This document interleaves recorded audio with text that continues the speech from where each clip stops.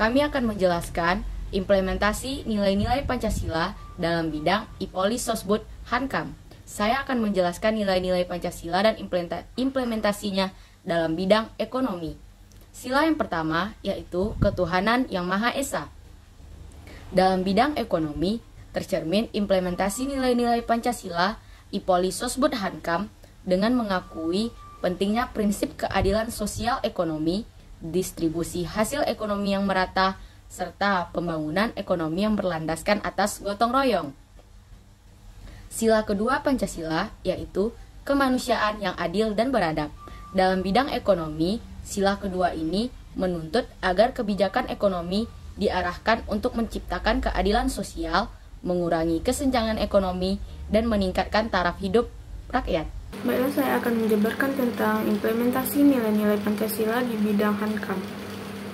Yang pertama adalah implementasi nilai-nilai Pancasila pada sila pertama, yaitu mengakui keterbatasan diri dan meminta petunjuk Tuhan Yang Maha Esa dalam menjalani kehidupan sehari-hari. Selain itu, menegakkan standar etika dan moral yang tinggi dalam kehidupan sehari-hari.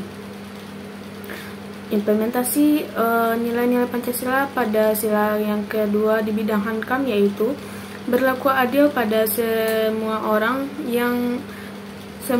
sesuai hak dan kewajibannya, serta merawat keseimbangan hak dan kewajiban diri sendiri. Selanjutnya adalah implementasi nilai-nilai Pancasila pada sila yang ketiga, yaitu menghormati dan menerima perbedaan latar belakang, suku, dan agama di dalam organisasi, agar terbangunnya persatuan dalam keanekaragaman. Yang selanjutnya adalah implementasi nilai-nilai Pancasila pada sila yang keempat, yaitu mendorong partisipasi aktif dalam musyawarah untuk mencapai mufakat dalam mengambil keputusan yang berkaitan dengan pertahanan dan keamanan, serta menerapkan prinsip musyawarah dalam proses pengambilan keputusan strategis di lembaga-lembaga agar terciptanya kebijakan yang bersifat inklusif dan demokratis. Yang terakhir adalah implementasi nilai-nilai Pancasila pada sila kelima di bidang Hankam, yaitu memberikan kesempatan yang sama bagi semua warga negara untuk mengakui pendidikan dan pelatihan Hamkan tanpa memandang perbedaan suku, agama, ras, atau golongan. Contoh implementasi Pancasila dalam sosial budaya. 1. Ketuhanan Yang Maha Esa.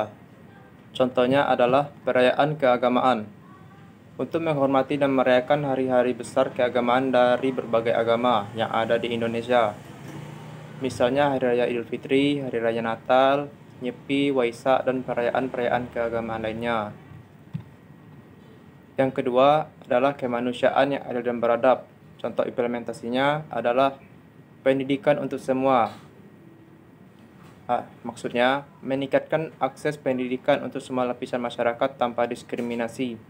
Memastikan bahwa setiap individual memiliki kesempatan yang sama untuk mendapatkan pendidikan berkualitas tanpa memandang latar belakang ekonomi, sosial, atau etnis.